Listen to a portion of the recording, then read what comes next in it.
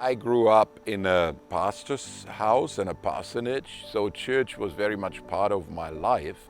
But it was very much church in a small community, in a small town in Germany. Not too many international experiences, so there wasn't much encounter of people who were different from me. My big experience was when after school I rejected military service. I was a conscientious objector, and as an alternative service I served in the German mission in London, from cleaning the toilets to receiving groups from Germany, from other parts of the world, and that brought me into touch with people from other cultures, from other faiths. So this opened a very wide field for me. So that's why for me to become General Secretary has all to do with that time, and is also really was a dream, was an incredible blessing for my life.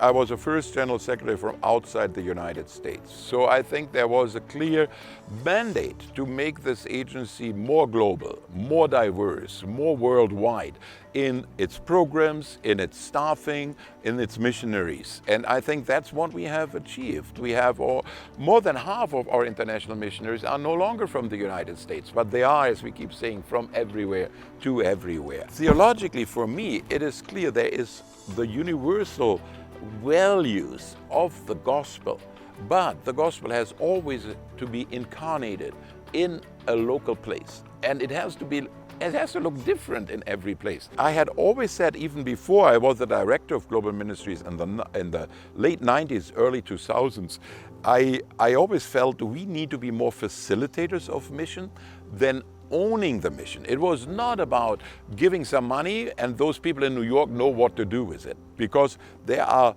direct relationship between churches, between conferences. There's a lot of mission enthusiasm. The Philippines are sending missionaries, or their migrant workers become missionaries in so many places. So this mission enthusiasm, that's where mission happens. But we need some organization that helps to facilitate this, to bring everybody to the table so that all the voices are being heard and our mission becomes stronger because we are together. Dana Robert just wrote this book, which I have quoted a lot these days, Faithful Friendships, where she talks about mission as friendship.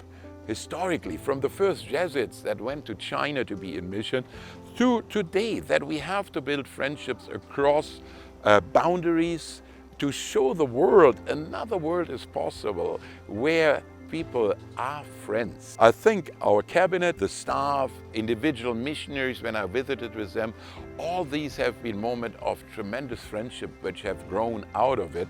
And I want to especially mention Roland Fernandez, who will now take over from me, which is a gift for me that one of my best personal friends is following me in this role, where he will make things in a very different way, but in the same spirit and with the same goals we have worked on together very closely over the last 10 years. Last year we celebrated 200 years of Methodist mission. And for me, this was an incredible gift that Thomas, the layperson from Germany, grown up in a little church, I was there when we celebrated these 200 years, this incredible cloud of witnesses, the return of land in Wyandotte, where we kept this promise to the Wyandotte nation given in 1843 that we keep their land, and we were able to return it. And for me to be part of this was one of the greatest gifts in my life. I'm